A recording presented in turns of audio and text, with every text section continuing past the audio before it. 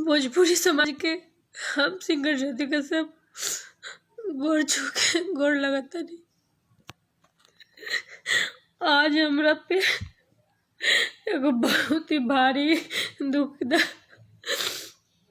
दुखद पहाड़ गिर गइल बा। हम भोजपुरी के शेर उपेंद्र भैया से इतने कहल चाहतनी कि अपन बहन के संगे अत्याचार होता ओकरा के रोकी।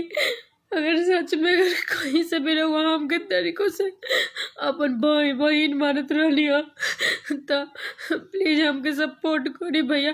और सपोर्ट की जरूरत बा, हमसे बतियाई अब पूछी हमरा संगे का भइला का होता।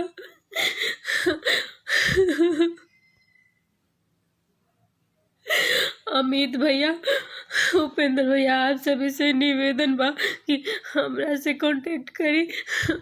और आपके बहन के ऊपर बहुत ही दुखद पहाड़ गिर गइल बा।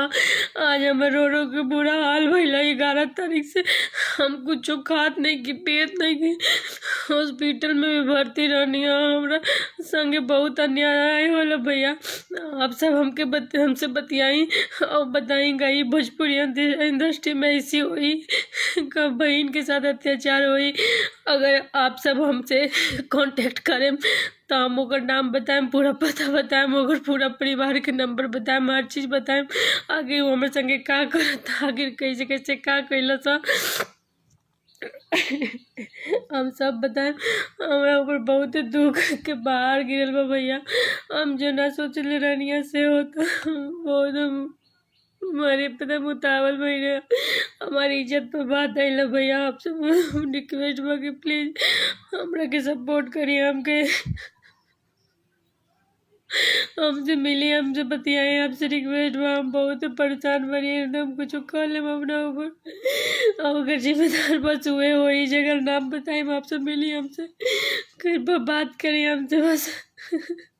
भोजपुरी इंडस्ट्री में जो गलत हो रहा बा ओके बचाई रहती, पूरा भोजपुरी इंडस्ट्री बर्बाद हो जाए, खत्म हो जाए, सब बदलाव हो जाए एगो लड़का के चलते।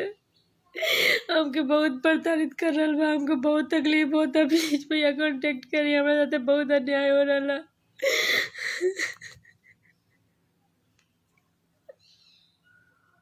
हमें तो कुछ कहा